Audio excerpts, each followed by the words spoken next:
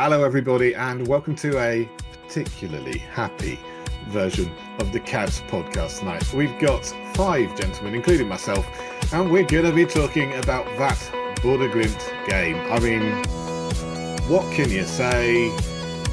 It was a match. It was a match of football that got us what we needed. How is everybody feeling? Is everybody fit? Did anyone pick up any injuries? Marcel? You'll be pleased to know I've not picked up an injury today. Okay, so we've got nothing to blame Ange for then. Ash, how you doing? Excellent. The summer came and Spurs came and everything's all right, you know. All right. We are once again joined by Kjetil, who's joining us from Norway just for this show, and he's going to be giving us the Norwegian perspective on things. Hey, Kjetil, how you doing? Hi, I dried up now after the pouring rain yesterday. Yeah. The weather did not look great, I have to say. And David, how you doing, David?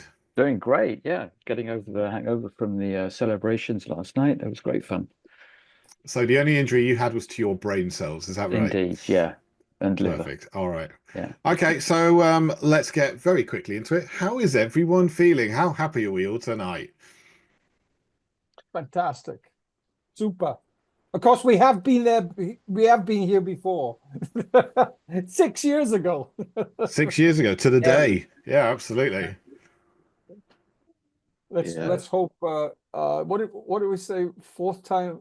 Well, considering who we're playing, fourth time lucky. My dad's team.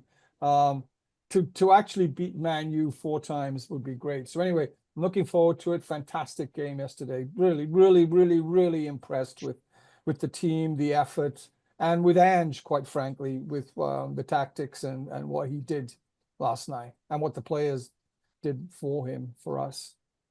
Yeah, that's interesting what you say, what they did for him, because at the end it showed there was a lot of man love between the players and Ange. They were hugging and everything else.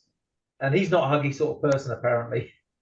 But, no, he's not, but he was certainly giving Dominic Solanke a nice little cuddle at the end. I mean, the man did work his socks off. He probably did deserve it. Yeah. So to me, it shows signs that maybe the rumours of the dressing room falling apart aren't really substantiated.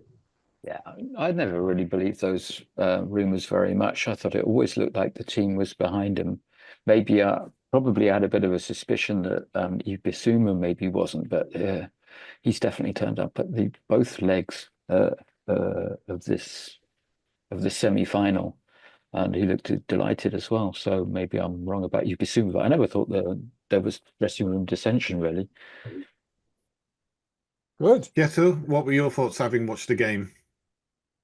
Well, I sat in the home supporter section, so I couldn't cheer too much. But I've been there. I know what it's like. Yeah. But that said, the Norwegian guys around there was just happy, nice people. So I was allowed to wear my Tottenham cap. So actually, you weren't trying to hide it then. No. I actually, when we were queuing to get into the stadium, I tried to hide everything, and then I was stupid enough to take my phone out, and they saw my screen with my background, and they just smiled. Yeah, something like that. Yeah. I got version with the kangaroo. Yeah. Kjetil, yeah. So be honest, what happened? Because I had an embarrassing moment at Wembley with this when I was up in the press box when Spurs were playing Coventry in the FA Cup final. But tell me, what happened when we scored those 2 goals?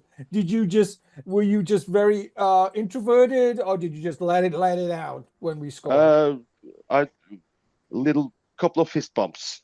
That was all. Yeah. As I said, Norwegians they don't get angry about these things. So at least not in the northern Norway. They are cool guys, all of them. So I shook hands after the game, and I congratulated them on a fantastic journey. So we were just friends all around, actually. Excellent. Just cool. Excellent. Okay. does bring me on to a point. I mean, a question I've got here: how was our performance? I'll be honest, it wasn't the most scintillating of games we watched. I mean, I was thoroughly relieved when that first goal went in, because I was a little bit stressed up until then. Just having looked at the way Bodø Glimt play and their record at home, and everything kind of seemed to be stacked in the favour. Certainly after they got that away goal, I was a little bit concerned. When that goal went in, things just seemed to melt away a little bit for me, and I felt so much better. But for me, the entire performance just seemed low-key professional. It wasn't like trying to do too much. It was manage the game and get what you need out of it and go from there. Am I the only one who feels like that? 100%. Yeah, agree. Yeah, everything. Actually, Sorry, go ahead. Yeah, I just want to say I was in my car on my way back from the shops earlier today, and I just realized that there was actually a reason for playing that. That has nothing to do with Bodø, Glimt, or those players, or whatever you want to call it in a semi-final. It was actually that kind of style we played yesterday was direct way to handle the artificial turf, I think, because as we know, when Romero and Van de Ven plays, they are so good at passing the ball onto our midfielders or the fullbacks with such precision. And what's going to happen is they really don't know how the ball are rolling on this, even after a couple of trainings. So to avoid any problems in playing out from the back, I think that's the main reason for doing long balls the way we did. Excellent. It was a similar kind of style to the previous game, the Frankfurt game, wasn't it? You know, not that kind of long ball playing, at least not from the goalkeeper and stuff like that. I think this was pretty extreme, I felt like. So I think that's to avoid any misplaced passes on the turf. Good point. Yeah. Dave? Yeah, well, no, actually, I was very worried before the game. I think I said in the last podcast that when we were 3-0 up, I was thinking 3-0 up in the first leg. I was thinking we're in a great position. As soon as they scored, I thought 2-goal difference is really worrying. And prior to the match, I was worried. I was worried about the artificial, well, all the stuff we know. But to be honest, from more or less minute one of the match, I thought we had it under control and we were never in danger. And I was not really at any point worried, except, the low-level dread that every Spurs supporter has, that, when you're 2-0 up, which is just, you live with that all your life. But yeah, that's just being a Spurs supporter. Yeah. But low-level dread. In terms of the actual in-game and what was happening in-game, it was astonishingly well managed. I thought Bodø were quite disappointing. I thought they would give us more of a game than that. But I think a lot of that is credit to our arse-like press. Apparently we're crap at pressing, and I think we just shoved that where the sun don't shine. So that was. I'm quite sure that motivated the team. Apparently, Romero had a word with them saying, "Oh, apparently we shit at pressing when we scored that first goal." So there were a lot of things to enjoy about it. I mean, obviously, it leaves a sort of a feeling of what if we'd been a bit more realistic in other phases of the season. But I don't think this is really the time to talk about that. I think this is quite celebratory, and it was great to see how united the players were, how realistic we were, how on top of things we were.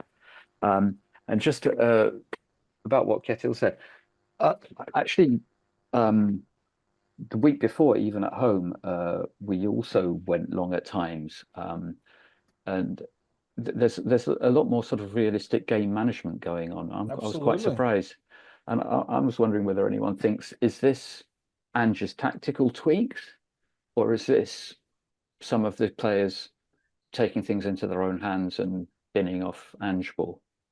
I'm not saying that as a way of having a go at Ange, because that's not my objective. I'm just curious, because Ange has really nailed his colours to the mast, like from day one of his first season of I will not compromise. We will keep playing my way. When we were down to 10 against Chelsea in that famous game last season, he kept the high line and kept passing out the back. And he's done it all this season as well, even when it was hurting us. And then suddenly, boom, we can play it long now, or we can hold the game up, and we can I'm fine with it. Just curious about why now. I think he's been fairly consistent. Sorry, Ash, 1 minute. I think he's been fairly consistent in saying, people go on about Ange Ball, but my way of playing football is to win matches. And that's his only philosophy, is to try and win matches. And I thought it was a tactical. Yeah, you're shaking your head because he's not done a lot of winning matches this season. I get that. But I thought it was a tactical switch. I thought they were knocking it long, but they were knocking it long with a point, normally towards Richarlison, where he'd be attacking their left back. And we saw last week that they struggled a bit, and then they struggled a bit last night. And it was good to see Richarlison playing longer on the pitch because, he gave them more of a problem. Yeah. No, it's not really because he hasn't been winning it, and it's not. And I'm not trying to dig it out. It's just, I know that today he's saying my thing is to win matches, but I mean, come on, he hasn't been lining up like Conte and parking the bus and playing on the break when he could have. And thank God, I hated Conte in his football. But what I mean is, like I said, even against Chelsea when we were down to 10 men, he was still chasing the game and playing what he was, the Ange Ball brand. I'm completely on board if he's tweaking it and things like that. So, I'm very happy about it. I was just curious honest, why now. We were still going forward. We were still pushing up high. Yeah. The main difference was we cut out the pissing about at the back. Am I allowed to say that? Messing around at the back. Faffing around at the back, yes. Yeah. We stopped doing that. That's the main difference. Yeah, well, the press was so much better as well. The press was like, I'm not saying that to dig out. But probably because they could now, because they were putting the ball a bit longer instead of having to come back because somebody's going to mess up around the back. Yeah. There was one other main thing that I saw. All these are great points. Was and it started relatively early. Apart from passing it out long, was we took shithousery to an Argentinian level. We were falling down. We were delaying the game. Vicario got a couple of warnings. I thought it was fantastic, and I went, good for us, because when other teams do that, we're going, why can't we do that? Because they're doing it. All the teams who've beaten us 1-0 at home this year, score an early goal, get lucky with an early goal, and then they're delaying the game all the way through. And I thought that was fantastic. Probably contributed to by the factor of the pitch, but we would fall down, we would roll around, Vicario taking his time. I thought it was great.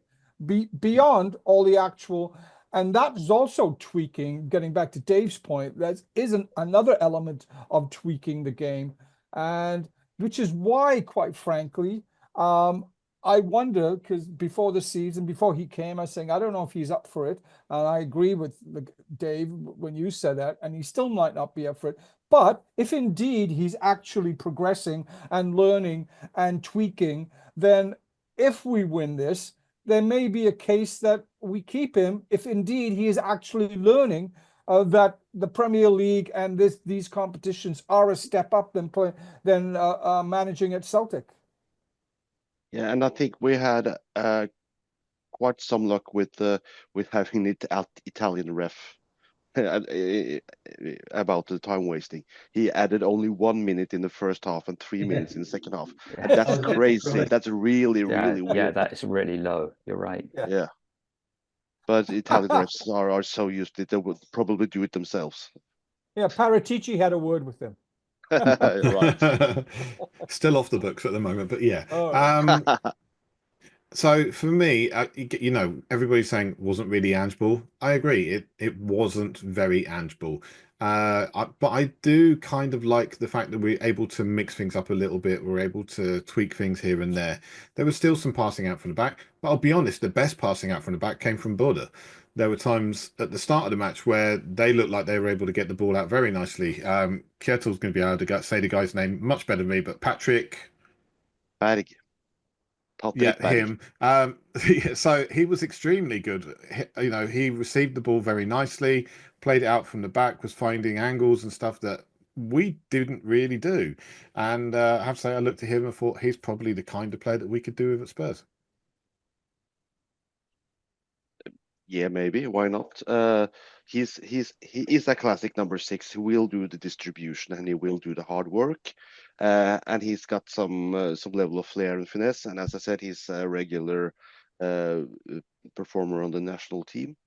So I don't know enough about it to say anything about that, but he is their by far best player in my opinion. He's a bit of a local hero as well, isn't he? Yep. Yeah, sorry, you were saying he's been out playing in Europe and came back, so yeah, he was probably kind of a hero. And his family has a long-standing history with. He's got the fathers, uncles, and cousins played for Bodø Glimt. Yeah. Yeah. What did their manager say about he was surprised by our tactics? What surprised him? And you said you have some quotes or something. Yeah, Kjetil Knutsen was interviewed on Norwegian television after the game. So I have picked out some quotes from that, and of course I will not say them in Norwegian. I will use English so that you understand. Yeah, that's very kind of you. Well, first of all, he said we came very well prepared, and he said that we probably he said Tottenham was the best team that he had ever seen play at Aspmyra. Wow. Full stop. Wow. As far as he was proud of the European Cup run they had, but he thought they were the juniors. We were professional and super prepared. And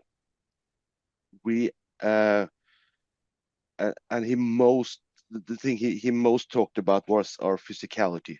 We really won every duel, every physical, every fight for the ball. We pushed them off more or less every ball, and they never got the flow that they wanted in the game. They never got to make the ball run for them because we were in their face all the time. And he said he thought we did a man marking pressing system. That's a new thing also. We have never actually been concerned about marking players out from the position earlier, but today or yesterday rather, he said that Tottenham man marked in the midfield. And he was impressed by how we managed to take out their best players and never got their flow going. And they were just unable to reach their wanted level of play in the game. So Excellent. he said congratulations, and he actually said to finish off, he said thanks for giving us lessons that we will learn from. Wow, that's fantastic. Wow. Yeah, he was just full of praise. Yeah, no, it's good. It's good from good praise from an opposition manager. Certainly one who's done an extremely good job at that club.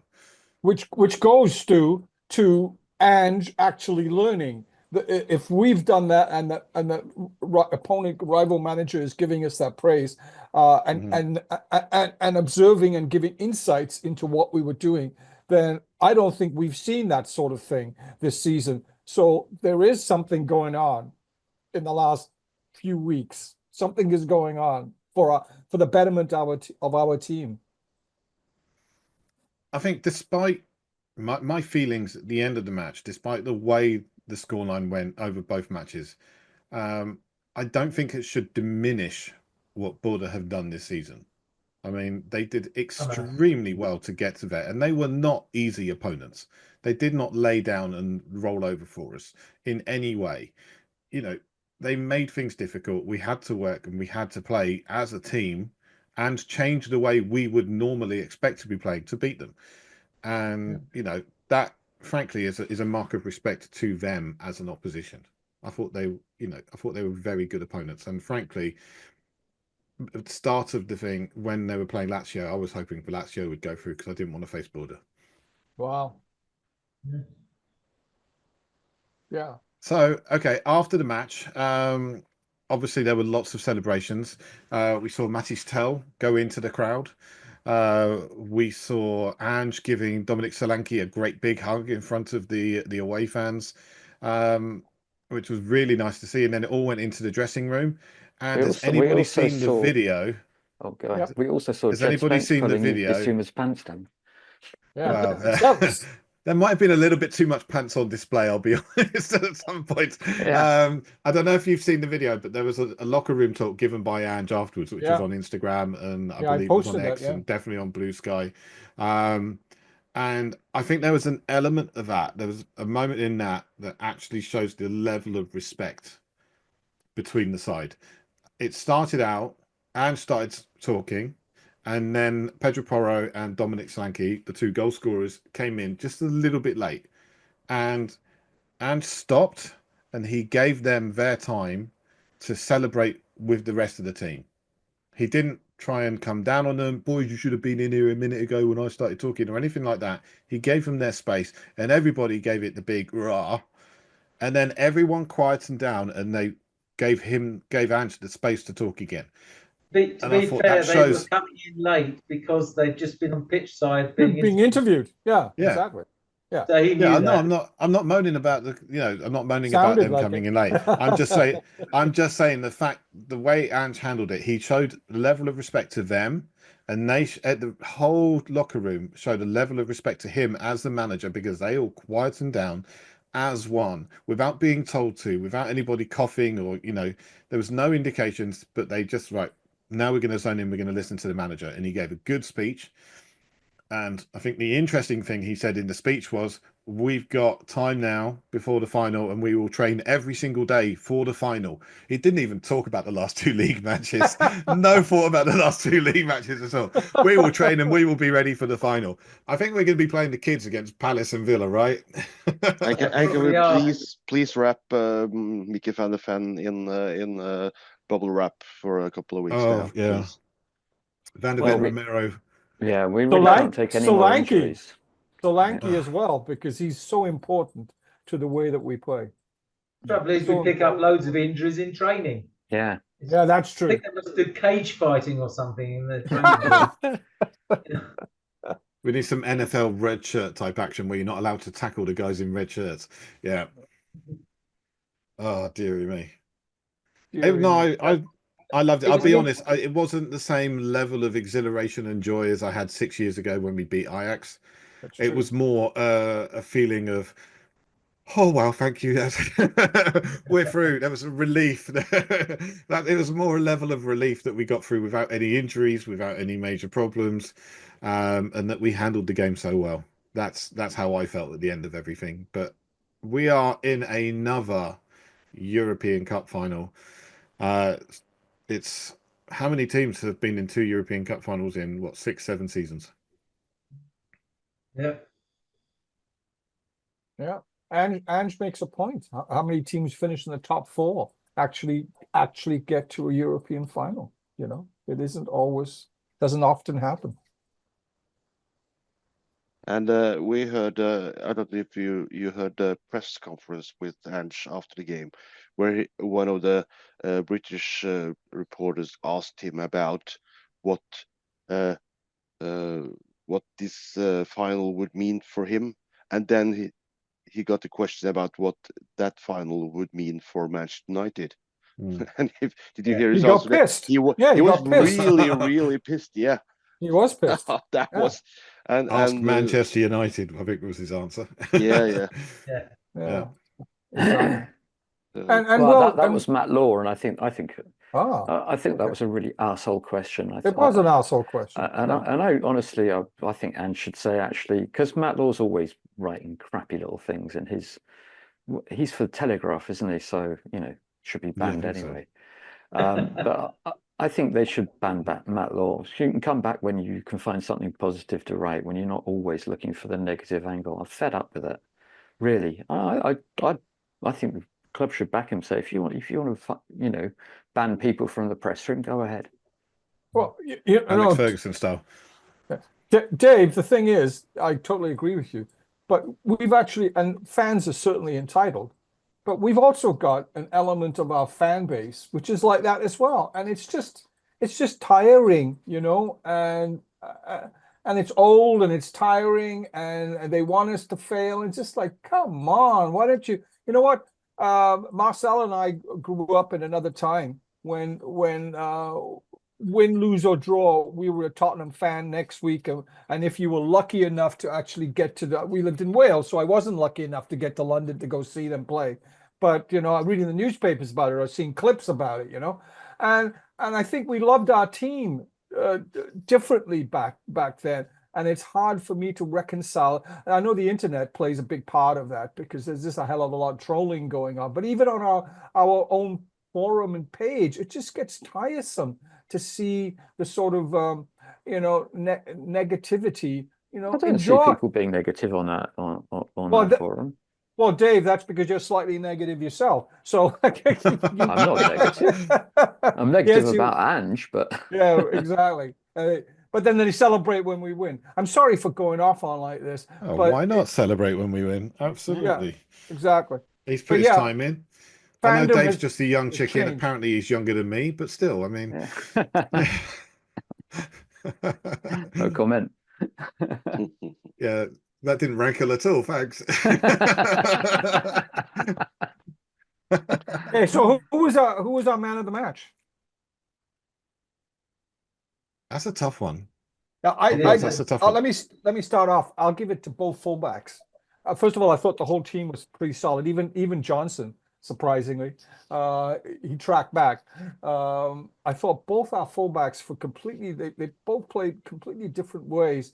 Porro now doesn't have to bomb up all the time, because he's such a good passer of the ball. He can actually be an attacking threat from deeper, whereas Udogie is a different sort of fullback who will do 1-2s and attack, and will go up and down, up and down. So if you could combine them together, I'd say our fullbacks were the man of the match, from my perspective. I would say Bissouma, if he could learn to shoot. Yeah, that would have been nice.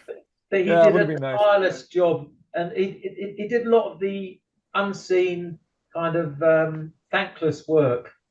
Tidied up a lot, intercepted a lot, cleaned up a lot, and helped the defence, didn't he? So very much. I'd say, and also mention for Kulusevski, even though he didn't show a lot, he did a big part in keeping their midfield quiet. He did a lot of running. Yeah, he did. Yes. Yeah, Keto, who's your man of the match? Mickey Van der Ven. Mickey Van der Ven.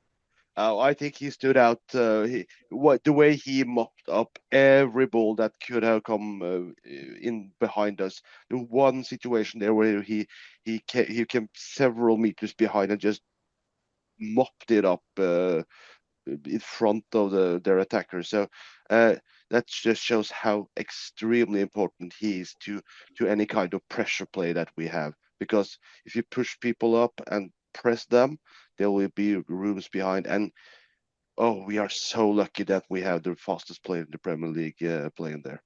But I would say the four players that made up our central defensive positions, Bentancur, Bissouma, Romero, and Van der Ven, those were key and the top of them back here. But Mickey, all the way. David? Well, I think it's a testament to how much it was a team victory that I think everyone's going to give a different give a different answer, and it is really hard to pick somebody. Maybe Romero for the leadership. I thought he showed a lot of leadership on the night, and I've been quite critical of him in the past. Quite quietly impressed with Bissouma, like Marcel, for all the same reasons Marcel said. Yeah. And again, it's quite hard, like, not to go for Porro with a goal and pretty solid defensive display. So I'm going to go for Porro just to have a different name. Okay, so And that is the way definitely he going to put give that us shot 5 in- different names then, because Yeah. I'm going for Romero, any central defender that can keep you up in the middle of a box. I'll take him. And of course, his header led to the first goal. Dominic Solanke with a nice little poacher's effort, which is exactly the kind of thing that we've been calling on Dominic Solanke to do. Yes. For me, Romero, I thought, was calmness personified. And as Ash said earlier, a little bit of shithousery as well, just to rub things in. Yeah. Very nice. Yeah. Absolutely. You've got to give Right, it to so Porro. gents. What a shot, eh? Yeah. What was that? Sorry, what was that? Great shot by Porro. Yeah, I'm sure he's been with his practicing it goal. all Oh week. yeah. Oh yeah. He's probably practicing this week to see, like, how did I actually do that? He did a SAR, didn't he? Yeah. Yeah, Yeah, right. exactly. That's right. That's right. Yeah, Right. similar position and everything. We were just solid. Even Vic, he had like one save, but it was a great save, off a free kick. We were just solid. Like I said, even Brendan Johnson didn't do much attacking, but he got a yellow card. He tracked back. He defended. This point that Kjetil said about man marking, he was man marking really well. So and actually, I have to tell you, one of the pundits on the Norwegian television actually picked him as his man of the match. Really? Johnson? Yeah. Wow. Okay. Did he explain why? It was a defensive display. Yeah, he mostly talked about to make up for Wed Porro, and he were actually staying behind sometimes to mop up. Can I just point out one other thing? We did show another London club how to win a semi-final. Number one. And number two, how to win it without playing like a bloody deluxe Tony Pulis team. Watching that good description. rapist guy doing long throws. And they're ridiculous set piece antics. It looks like American football, where they're it's so wanky. I don't have a good thing to say about that bunch of. The 9 times out of 10 they're fouling people and they do it. Yeah. So, Right. And they get away with it. It's Tony Pulis with expensive players. Actually, one thing, David, I should say that as Ashley mentioned earlier, we grew up in another era, and we remember chanting "Chivers, Chivers" for his long throw to Gilzine. That's true. That's true. Exactly. But what was another era. What was that description you Dave? That was a good one. I got to remember that about. I'm sorry. What was that description you gave? I can't remember. About Arsenal, and then Marcel. Tony Pulis team on steroids. Yeah, something like that. Yeah, expensive version of Tony Pulis' team. Yeah. I saw something really funny where Tony Keown said, it's such a shame that Arsenal don't have a predator on the box, and somebody answered, yeah, because careful, hang on, whoa. Let's be careful here. I have to say, on Blue Sky, there's been a lot of Arsenal fans having a go about Thomas Partey, and I'm like, somebody say it. Go on, somebody say what he did was just criminal. Nobody said it. I was hoping so. They all stayed away from the subject, but yeah. I don't think we want to be party to that, do we? Oh, no, nobody said it. Oh, dearie me. But no, overall, very happy. Glad we're through. We've got, 2 weeks? Less than 2 weeks before the final. David, I hope you're going to be in a pub in Paris, because I'm going to be in a pub in Paris. I'll be in the pub. I will also be in the pub, but there may be some other people joining us as well. Kjetil, thank you very much for joining us. Marcel, thanks for coming on again. This is 2 times in 4 episodes. Excellent. And hope to see more of you soon. Ash, David, thank you as always for coming on. And everybody, let's do it together. Come on, you Spurs!